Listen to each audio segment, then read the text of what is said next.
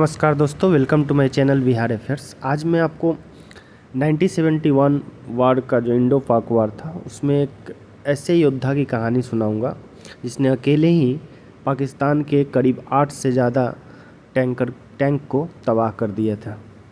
तो चलिए शुरू करते हैं। तो ये 1971 में भारत पाकिस्तान के बीच हुए युद्ध के दौरान सेकेंड लेफ्टिनेंट अरुण खेत्रपाल की वीर गाथा आपको बताने जा रहे हैं। सेकेंड लेफ्टिनेंट अरुण खेत्रपाल का जन्म जो था 14 अक्टूबर 1950 को महाराष्ट्र के पुणे शहर में हुआ था। और अरुण खेत्रपाल के जो पिता थे एमएल खेत्रपाल, वो भी भारतीय सेना में ब्रिगेडियर के पद पे तैनात थे। और अरुण जो था ऐसे परिवार से ताल्लुक़ रखते थे जिसमें सेना के जरिए देश की सेवा करने की परंपरा थी। उनके जो ग्रैंडफादर थे वो भी सेकेंड वर्ल्ड वार में काम कर चुके थे, मतलब लड़ चुके थे अंग्रेज़ों के साइड से। और उनकी जो सैन्य जीवन की शुरुआत होती है 1967 से नेशनल डिफेंस एकेडमी ज्वाइन करने के साथ शुरू हो गई थी। और नेशनल डिफेंस एकेडमी के बाद अरुण खेत्रपाल ने इंडियन मिलिट्री एकेडमी में सैन्य प्रशिक्षण लिया, जिसके बाद 13 जून 1971 में उनको 17th पूना हॉर्स में बतौर सेकेंड लेफ्टिनेंट कमीशन किया गया। ठीक है, सेकेंड लेफ्टिनेंट अरुण खेत्रपाल जो थे आर्मी में आगमन के साथ जैसे ही उनका आगमन हुआ 1971 में भारत और पाक का युद्ध का आगाज़ हो चुका था। कश्मीर को पंजाब से अलग करने की साजिश के तहत पाकिस्तानी सेना ने सकरगढ़ सेक्टर के अंतर्गत आने वाली बसंतर नदी के किनारे कब्जा जमा लिया था। और भारतीय सेना को रोकने के लिए इस जगह पर दुश्मन पाकिस्तानी सेना से न केवल अपने टैंकों को पूरी फौज तैनात कर रखी थी, बल्कि पूरे इलाके में लैंडमाइन से पाट दिया था, पूरी लैंडमाइन बिछा दी थी। ऐसे स्थिति में अखनूर में मौजूद दुश्मन सेना पर हमले के लिए भारतीय सेना का आगे बढ़ना बहुत मुश्किल पैदा हो रहा था आगे बढ़ने में। और दुश्मन को सबक सिखाने के लिए अब भारतीय सेना के पास एक ही विकल्प बचा था। और इस विकल्प के तहत भारतीय सेना अपने पहले बसंतर नदी को पार करे, फिर पाकिस्तान की सीमा में दाखिल होकर दुश्मन के सेना पर सीधा हमला करे। ये परिस्थिति उस टाइम थी। तो मौके को नज़ाकत को देखते हुए 47 इन्फेंट्री बटालियन और 17 पूना हॉर्स, जिसमें ये अपना थे, उनको सकरकंद सेक्टर के अंतर्गत आने वाली बसंतर नदी पर पुल बनाने की जिम्मेदारी सौंपी गई, जिसमें अरुण खेत्रपाल भी थे। और 47 इन्फेंट्री बटालियन ने अपनी यह जिम्मेदारी 15 दिसंबर को रात्रि 9 बजे तक पूरी कर दी थी। और बसंतर नदी में पुल बनने के बाद दूसरी बड़ी चुनौती भारतीय सेना के इंजीनियरिंग के विंग के लिए थी कि भारतीय सेना की इंजीनियरिंग विंग को दुश्मन सेना पर बिछाई गई माइनफील्ड को साफ करना था, जिससे वो 17th पूना हॉर्स के सैनिकों को सुरक्षित रास्ता मुहैया कराया जा सके ताकि अटैक कर सके। और भारतीय सेना की इंजीनियरिंग टीम पूरी शिद्दत से इस कार्य में पूरा करने में लगी हुई थी। यह काम आधा ही पूरा हुआ था तभी पाकिस्तानी सैनिकों की गतिविधियों का बाबत भारतीय सैनिकों की एक अहम गुप्त सूचना मिली पाकिस्तानी सैनिकों के बारे में। और इस सूचना में यह भी बताया गया कि दुश्मन सेना अपने टैंक सहित दूसरे लाव लश्कर के साथ उनकी तरफ बढ़ रहा है।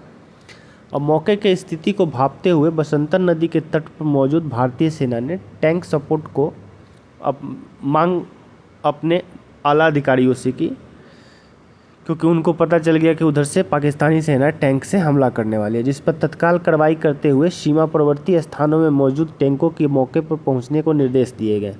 अब पाकिस्तानी सेना के टैंक बसंतर नदी के बेहद करीब पहुंच चुके थे। पाकिस्तानी सेना के टैंक भारतीय सेना को अपना निशाना बनाते। इससे पहले captain V Malhotra, lieutenant Ahlawat और सेकेंड लेफ्टिनेंट अरुण खेत्रपाल, जिनकी कहानी मैं अभी आपको बताऊंगा, अपने टैंक के साथ रणभूमि में पहुंच चुके थे। और भारतीय सेना के इन तीनों टैंकों का सामना दुश्मन के 10 टैंकों से होने वाला था। इंडिया साइड से 3 टैंक थे और उधर से 10 टैंक थे। युद्ध के आगाज के साथ भारतीय टैंकों ने चुन चुन कर दुश्मन सेना का टैंक का निशाना बनाना शुरू कर दिया।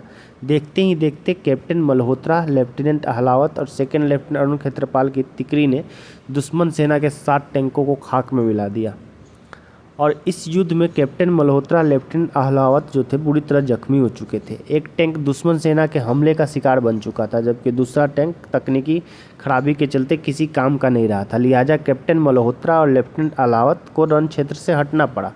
अब रण में सिर्फ अरुण खेत्रपाल बचे थे। मुश्किल सी इस घड़ी में अब दुश्मन को नाश्ते नाबूद करने की पूरी जिम्मेदारी सेकेंड लेफ्टिनेंट अरुण खेत्रपाल पर आ चुकी थी और अरुण खेत्रपाल का टैंक अब दुश्मन सेना के तीनों टैंकों के निशाने पे था। अब दुश्मन सेना के तीनों टैंक हर हाल में सेकेंड लेफ्टिनेंट जो अरुण खेत्रपाल थे उनको अपना निशाना बनाना चाहते थे। अब तक अरुण खेत्रपाल ने अपने युद्ध कौशल और बुद्धिमत्ता से दुश्मन सेना के 2 टैंक को अपने जाल में फंसा लिया था और दुश्मन सेना को जब तक कुछ समझ पाती इससे पहले अरुण खेत्रपाल के टैंक से निकले 2 गोलों ने दुश्मन सेना के दोनों टैंकों को खाक में मिला दिया था। अब सेकेंड लेफ्टिनेंट जो थे अरुण खेत्रपाल अपने टैंक का रुख दुश्मन के तीसरे टैंक के तरफ करते करते इससे पहले एक गोला उनके टैंक पर आ गिरा।